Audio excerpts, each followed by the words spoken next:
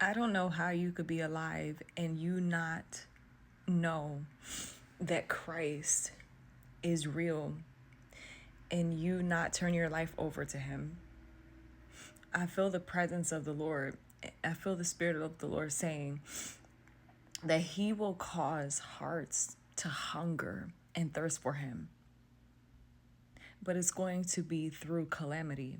It's going to be through destruction. It's going to be through him taking away the things that people put their heart and soul into, the things that they have put as their gods, the materialistic things. God is going to take it away because people's hearts are so tied to those things, and it's been such a distraction and a hindrance with your relationship with God. God is going to cause people to have a reverence for him, have the fear of the Lord. The fear of the Lord is coming back. And God will, his will be done. His will be done. He is God. There's no God above him. And he's going to let people see that. He's going to let people see that. God's people have been telling the world that Christ is coming, judgment is coming, and yet there are so many people that will tune a deaf ear and turn a blind eye. But when it hits your doorstep, then that's when people cry out. And it's like, that's what it takes to get people's attention. It's not God's will for any man to perish, but what will it take for your soul to turn back to God, to turn back to Christ? God knows what it takes, and he knows the measure in which it takes. He's in control of everything. And even though it seems like darkness is ruling, God will allow certain things to happen and certain evils to rule in order for his will to be done. Because it's literally like he's turning people over to what they thought they desired. You thought you wanted the world, and then he gives you that, and you see the destruction of it, and you have nowhere else to turn but back to Christ. There's no other way. God created us. He created you, and he created you to serve him. And I feel him saying that he's going to cause hearts to hunger and thirst for him. And this is how revival is going to break forth, because of the calamity. It's going to drive people back to God.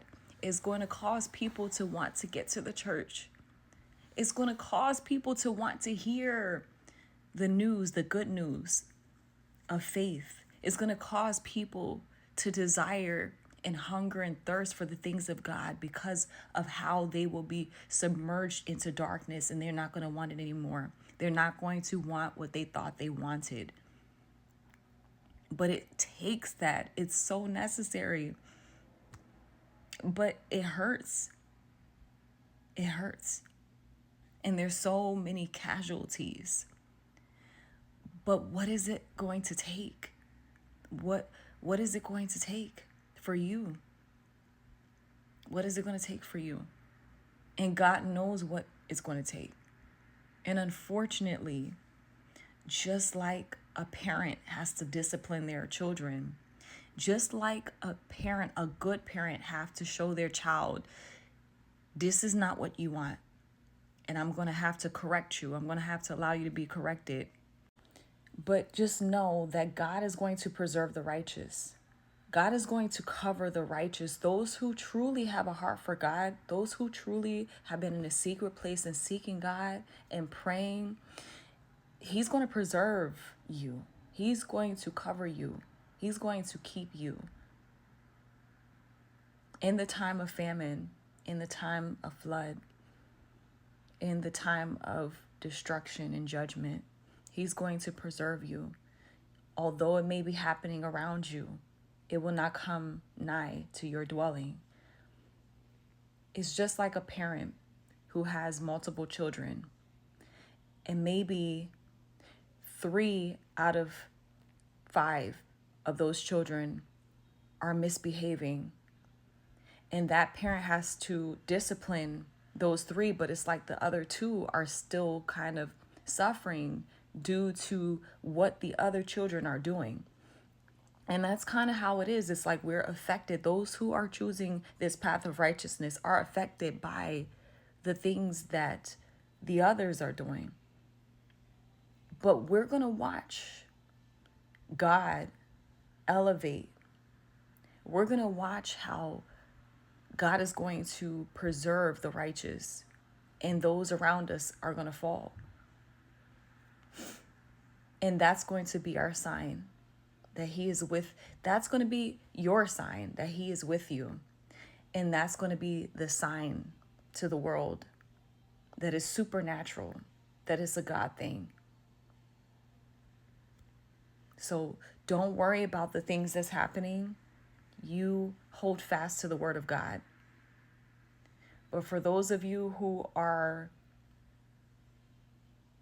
choosing to walk away from God or choosing to ignore the things of God and still pretending like the stuff is not happening, there's going to be a rude awakening. And God is going to force. He's going to force people to come back to Him. He's going to force people to reverence Him. The fear of the Lord is going to come back. The fear of the Lord is coming back, and God is going to cause hearts to hunger and thirst for Him due to the things that's going on. And that's how revival is going to come.